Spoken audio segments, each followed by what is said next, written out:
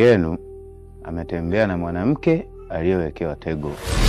Huyo mwanamke alifungishwa ndoa ya siri, ndoa ambayo ilisimamiwa na mizimu na kiapo cha damu.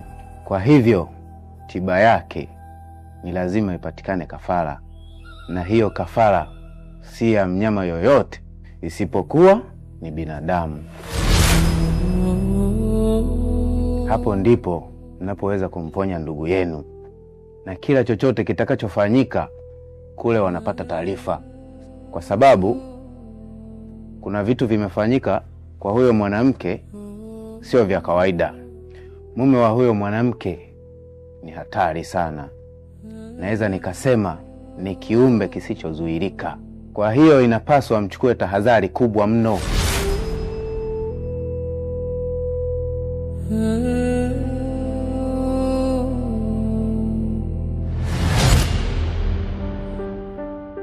Rafiki yangu Lina, hii dunia niloingia sio ya kawaida. Umeanza mesali zako Huba. Unamaanisha nini kusema hivyo? Unajua sikuwaipata radha mwanamume mwingine yoyote zaidi ya mume wangu Prakia.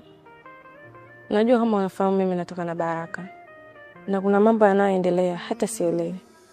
Pia mwili wangu umekuwa tofauti sana. We Huba wewe, usije ukaniambia una mimba ya Baraka. Hapana, wala sina mimba. Ila hivi karibuni mawasiliano na Baraka. Hapana, kwani kuna tatizo gani? Baraka anaumwa. Na ugonjwa wake unatatiza sana. Mbona mimi sina hizo taarifa?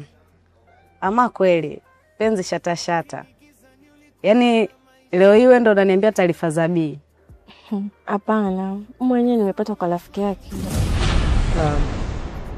Najua nifahamu. Ila Bi ni rafiki yangu mkubwa sana.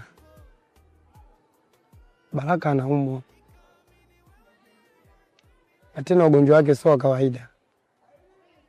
Na inasemekana baada tu ya kutembea na wewe ndio amekutwa na hilo tatizo. Amepata na nini?